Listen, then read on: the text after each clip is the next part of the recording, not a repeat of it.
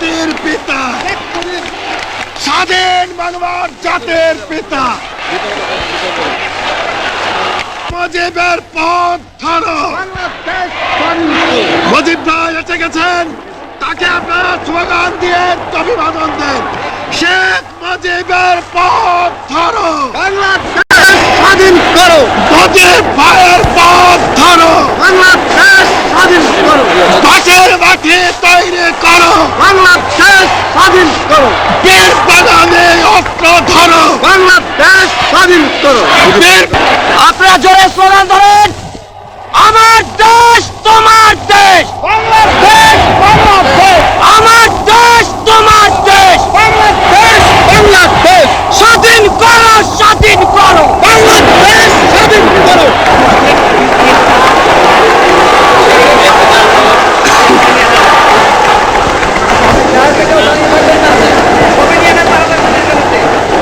ভাইরা আমার, আজ দুঃখ ভারাক্রান্ত মন নিয়ে আপনাদের সামনে হাজির হয়েছি। আপনারা সবই জানেন এবং বোঝেন আমরা আমাদের জীবন দিয়ে চেষ্টা করেছি,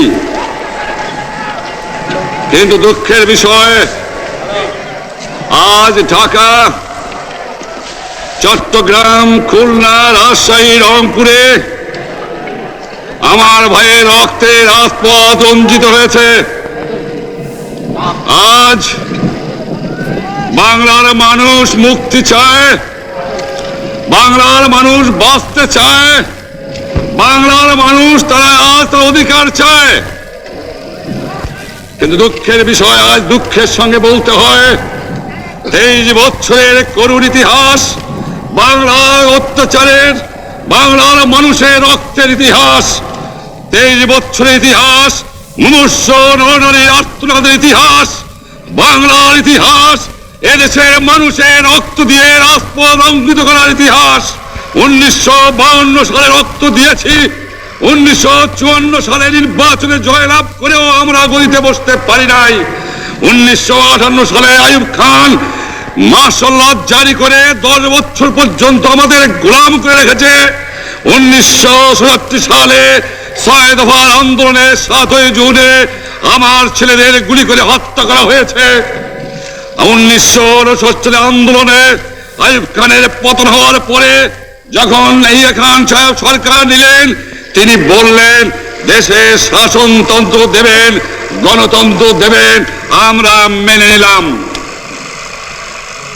তারপরে অনেক ইতিহাস হয়ে গেল, নির্বাচন হলো। আপনারা জানেন দোষ কি আমাদের? আজকে আমি প্রেসিডেন্ট ইয়াহিয়া খান সাহেবের সঙ্গে দেখা করেছি, আপনারা জানেন, আলাপ আলোচনা করেছি। আমি শুধু বাংলার নয়, পাকিস্তানের মেজরিটি পার্টির নেতা হিসাবে তাকে অনুরোধ করলাম 15 ফেব্রুয়ারি তারিখে আপনি জাতীয় পরিষদের অধিবেশন দেন। তিনি আমার কথা রাখলেন না, তিনি রাখলেন ভুট্টো সাহেবের কথা। তিনি বললেন প্রথম সপ্তাহে মার্চ মাসে হবে, তিনি মানে নিলেন। আমরা বললাম ঠিক আছে, আমরা অ্যাসেম্বলিতে বসবো, আমরা আলোচনা করব। আমি বললাম বক্তৃতার মধ্যে, অ্যাসেম্বলির মধ্যে আলোচনা করব। এমনকি আমি এ পর্যন্ত বললাম যদি কেউ ন্যায্য কথা বলে, আমরা সংখ্যায় বেশি হলেও একজন যদিও সে হয়, তার ন্যায্য কথা আমরা মেনে নেব। আসুন বসি, আমরা আলাপ করে শাসনতন্ত্র তৈরি করি। তিনি বললেন পশ্চিম পাকিস্তানের মেম্বাররা যদি এখানে আসে তাহলে কসাইখানা হবে অ্যাসেম্বলি। যদি কেউ অ্যাসেম্বলিতে আসে তাহলে পেশোয়ার থেকে করাচি পর্যন্ত দোকান জোর করে বন্ধ করা হবে, তারপরেও যদি কেউ আসে তাকে সন্ন্যাসার করা হবে। আমি বললাম অ্যাসেম্বলি চলবে।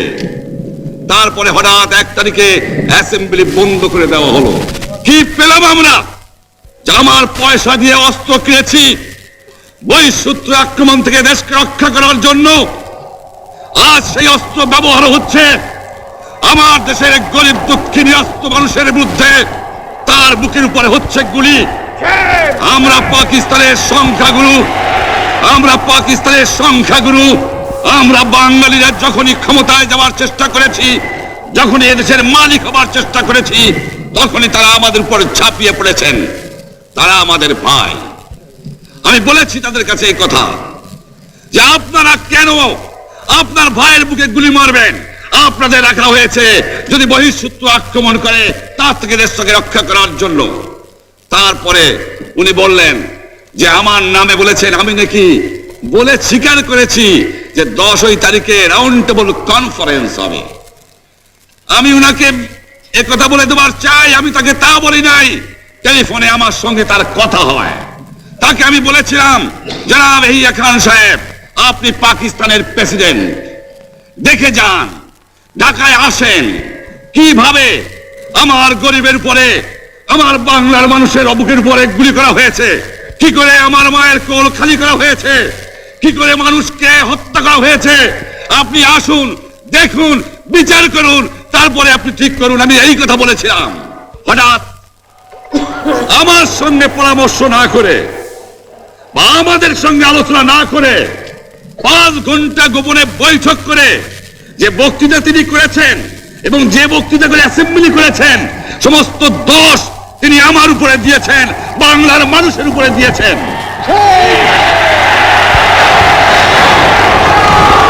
আমি পরিষ্কার মিটিংয়ে বলেছি যে এবারের সংগ্রাম আমার মুক্তির সংগ্রাম, এবারের সংগ্রাম স্বাধীনতার সংগ্রাম।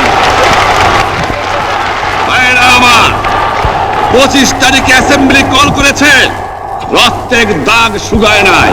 আমি 10 তারিখে বলে দিয়েছি যে ওই শহীদের রক্তের উপর দিয়ে পাড়া দিয়ে আরটিসিতে মুজিবুর রহমান যোগদান করতে পারে না।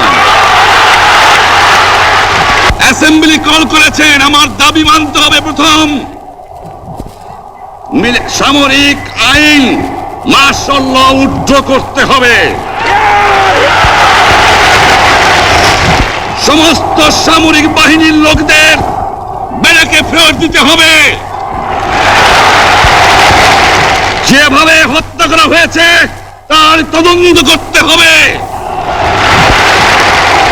আর জনগণের প্রতিনিধির কাছে ক্ষমতা হস্তান্তর করতে হবে। তারপরে বিবেচনা করে দেখব আমরা অ্যাসেম্বলিতে বসতে পারবো কি পারবো না।